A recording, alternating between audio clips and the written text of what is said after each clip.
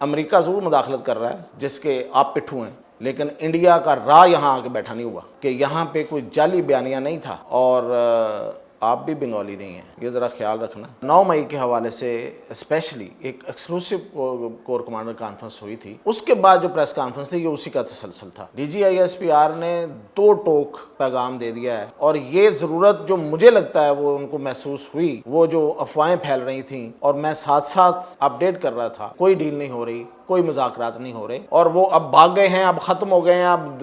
عوام سڑکوں پہ آ گئے ہیں، اور لکھا ہوا ہے آگے کیا لکھا ہے، وہ از نیکسٹ، جس پہ سینا واجد جو تھی وہ ڈیپینڈنٹ تھی، اور اس کے پیچھے ان کی غلط پالیسیاں تھیں، معاشی غلط پالیسیاں، جو آج کہا جا رہا ہے کہ وہ بہت بڑا سمبل تھی۔ ایک ابھی میں سینئر صحافی کو سن رہا تھا کہ نہیں جی وہ جو بھی تھا، لیکن وہاں معاشی ترقی، کہاں معاشی ترقی بھئی، اس کی معاشی ترقی کے سارے دعوے جو ہیں وہ غلط ثابت ہو چکے ہیں، آئی ایم ایف نے کیے۔ ہم بات کر رہے ہیں اس وقت D G I S P R کی پریس کانفرنس کی۔ D G I S P R کی پریس کانفرنس میں ایسا کیا تھا جو آپ کہہ سکیں کہ بہت بڑا پیغام تھا کسی کے لیے،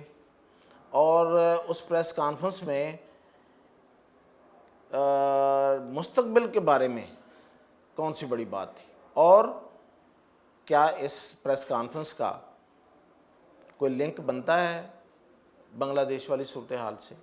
اس پر ہم بات کر رہے ہیں۔ پہلی بات تو یہ ہے کہ یہ جو پریس کانفرنس ہے، آج یوم استحصال کشمیر تھا، اس موقع پہ آج استحصال کشمیر یعنی کہ جب کشمیر کو انڈیا نے اپنے ساتھ ملایا، یہ ہم دن مناتے ہیں، اور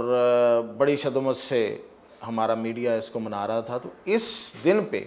ایک پریس کانفرنس آتی ہے D G I S P R کی، تو شروع میں یہ ایک تاثر تھا کہ شاید وہ کشمیر کے حوالے سے اور انڈیا کے حوالے سے اس پہ بات کریں گے، لیکن ان کا جو پرائمری فوکس تھا وہ تو کچھ اور تھا، اور وہ وہی تھا جو ان کا پچھلی کچھ پریس کانفرنسز میں رہا ہے، اور خاص طور پہ کور کمانڈرز کانفرنس جو ہوئی 9 مئی کے حوالے سے اسپیشلی ایک ایکسکلوسیو کور کمانڈر کانفرنس ہوئی تھی، اس کے بعد جو پریس کانفرنس تھی یہ اسی کا تسلسل تھا۔ بلکہ میں اگر یہ کہوں کہ یہ اس سے بھی زیادہ موقف میں سختی والی پریس کانفرنس تھی، تو اس میں کوئی غلطی نہیں ہے۔ D G I S P R نے 2 ٹوک پیغام دے دیا ہے، اور یہ ضرورت جو مجھے لگتا ہے وہ ان کو محسوس ہوئی، وہ جو افواہیں پھیل رہی تھیں، اور میں ساتھ ساتھ اپڈیٹ کر رہا تھا کہ کوئی ڈیل نہیں ہو رہی، کوئی مذاکرات نہیں ہو رہے، کہیں درمیان میں کسی تیسرے بندے کے پاس ایک میسیج ڈراپ کیا گیا، اپنی ول بتائی گئی کہ میں یہ کر سکتا ہوں، میں یہ کر سکتا ہوں، میں یہ کر سکتا ہوں، جس کو بعد میں پھر تعبیر اس طرح سے بھی کیا گیا کہ وہ گھٹنوں کے بل آ کے کھڑے ہیں، گر گئے ہیں 9 مئی کے حوالے سے، اور پھر اس کو بنا کے اس طرح سے پیش کیا گیا کہ شاید اگر معافی مانگ لیں 9 مئی کی تو معافی ہو جائے گی۔ تو آج بڑی کلیئر کٹ کہا ہے فوج کی قیادت کے ترجمان نے، بلکہ فوج کے ترجمان نے، کہ کوئی معافی نہیں ہے، کوئی ڈیل نہیں ہے، کوئی ڈھیل نہیں ہے، اور جو فوکس تھا اسی حوالے سے وہ تھا ڈیجیٹل دہشت گردی۔ تو ان کو ڈیجیٹل دہشت گرد کہا گیا ہے، نہ صرف کہا گیا ہے بلکہ مثالیں دے کے ثابت کیا گیا ہے،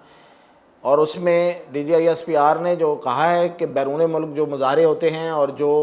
مختلف دوروں کے موقع پہ مظاہرے ہوتے ہیں، جو ہمارے سفارت خانوں کے سامنے ہوتے ہیں، اور وہ کس طرح سے ارینج کیے جاتے ہیں، اور ان پہ کس طرح سے سرمایہ کاری کی جاتی ہے، یہ بڑا ویل ان ٹائم یہ بات انہوں نے کی ہے، کیونکہ اس میں کوئی شک نہیں ہے یہ سب کچھ ہو رہا ہے۔ ایک بڑی انویسٹمنٹ جو ہے وہ اس میں جھونکی جا رہی ہے، اینٹی پاکستان، یہ اینٹی پاکستان ہے۔ اگر اب آپ نے یہ کل یا پرسوں کا برطانیہ کا ایک مظاہرہ دیکھا ہو، تو اس میں وہ صاحب ایک کھڑے ہو کے کیا کہہ رہے ہیں کہ پاکستان کو پیسے بھیجنا بند کر دو بیرون ملک پاکستانیوں، اور پھر یہ کہ عالمی ادارے اس کو امداد دینا اور اس کو کسی قسم کی فنڈنگ اور لون دینا بند کر دیں پاکستان کو، تو یہ اینٹی پاکستان نہیں ہے۔ تو اس کو ڈیجیٹل دہشت گردی اور اس کے بعد جو سوشل میڈیا پہ جس طریقے سے کیمپینز چلائی جاتی ہیں، میں آج کی مثال بھی دوں گا آپ کو،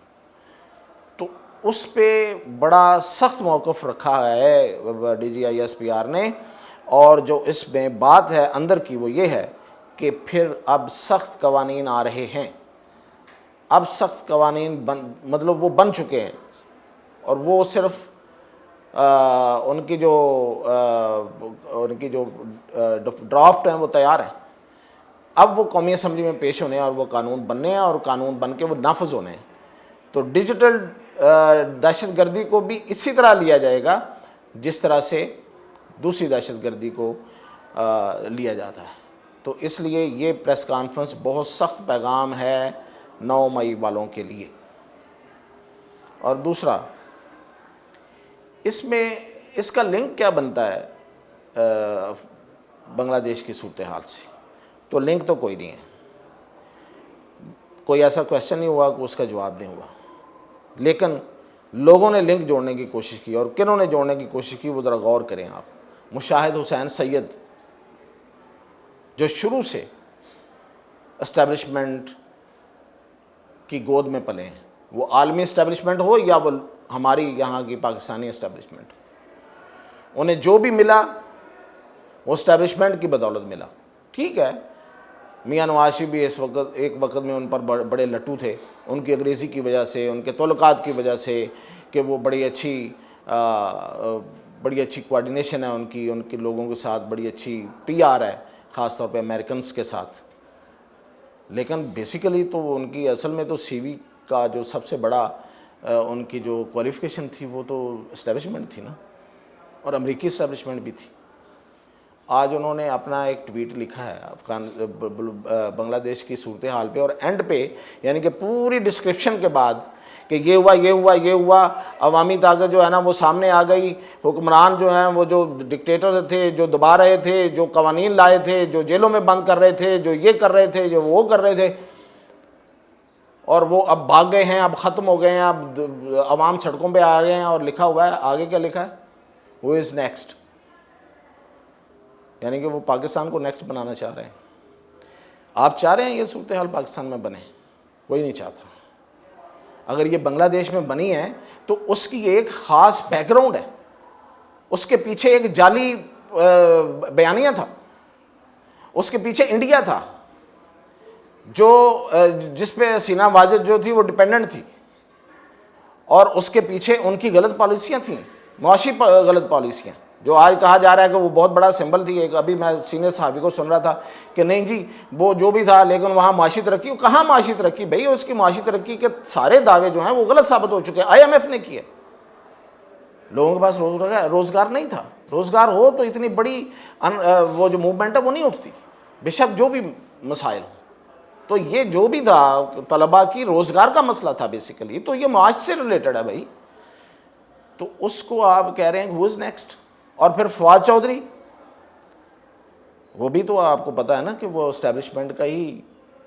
پٹھو تھا، اور آج بھی وہ بننے کی کوشش کر رہا ہے دوبارہ سے۔ اور وہ کیا، وہ فیض صاحب کی وہ نظم کہ ہم دیکھیں گے، اور آگے لکھا ہوا ہے کہ کب دیکھیں گے، ہم دیکھیں گے کب تاج اچھالے جائیں گے، کب تخت گرائے جائیں گے، سوالات اٹھا رہے ہیں۔ تو پاکستان میں بھائی پہلی بات وہ صورتحال نہیں ہے، دوسری بات یہاں پہ امریکہ ضرور مداخلت کر رہا ہے جس کے آپ پٹھو ہیں، لیکن انڈیا کا راہ یہاں آ کے بیٹھا نہیں ہوا۔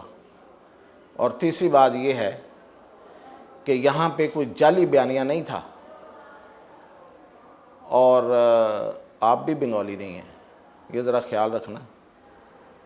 آپ اپنے گریبان کی طرف تو جان کے دیکھیں، بڑے انقلابی بنے پھرتے ہیں۔ آپ کی اٹھان، آپ کی پروان، آپ کی نشو و نما، آپ کی نشو و ترقی کیسے ہوئی تھی؟ تو یہ خیال رکھنا بڑا ضروری ہے۔ تو میں سمجھتا ہوں کہ D G I S P R کی اس طرح سے یہ ریلیونس بنتی ہے کہ یہ والے لوگ جو ہیں یہ ہیں ڈیجیٹل دہشت گرد، جو لوگوں کو انسٹیگیٹ کرتے ہیں، اور جو یہ کہنا چاہ رہے ہیں مشاہد حسین سید اور فواد چودھری کہ باہر نکلو اور بنگلہ دیش کی صورتحال بناؤ۔ بھئی بنگلہ دیش کے شیخ مجیب الرحمان کو آئیڈلائز تو آپ کر رہے تھے، پاکستان کی عوام تو نہیں کر رہی تھی. پاکستان کی عوام کو تو پتہ ہے کہ وہاں ظلم ہو رہا ہے. پاکستان کی عوام کو تو پتہ ہے وہاں جماعت اسلامی والوں کو پھانسیاں دی گئیں. پاکستان کی عوام کو تو پتہ ہے کہ وہاں پہ جو پاکستان کے ساتھ جو کوئی تعلق رکھتے تھے ان کو وہاں پہ ملک دشمن قرار دیا گیا اور ان کا ناطقہ بند کیا گیا. تو یہ تو پاکستانی جانتے ہیں سب کچھ. جو اینٹی پاکستان ایلیمنٹ تھا اس کو تو آئیڈلائز آپ کرتے رہے ہیں. حسینہ واجد تو آپ کی ہی رو رہی ہے. تو اس طرح تو نہیں کرنا چاہیے. اور میرا خیال ہے کہ اس طرح کرنے والوں کے ساتھ واقعی بڑا سخت ہونے والا ہے. حتی کہ عزت کا قانون جو پنجاب میں معطل ہے وہ بھی مجھے لگتا ہے کہ وہ بہت جلد بحال کرنا پڑے گا. اور نیشنل لیول پہ پیکا موجود ہے اور باقی صوبوں میں بھی یہ حتی کہ عزت کا قانون جو ہے وہ آ جائے گا سندھ سمیت. اور پھر وہ سخت قوانین جو ہیں وہ حرکت میں آئیں گے. یہ ہے آج کی پریس کانفرنس کا پیغام. تو اس پہ مزید اپڈیٹ آپ کو کرتے رہیں.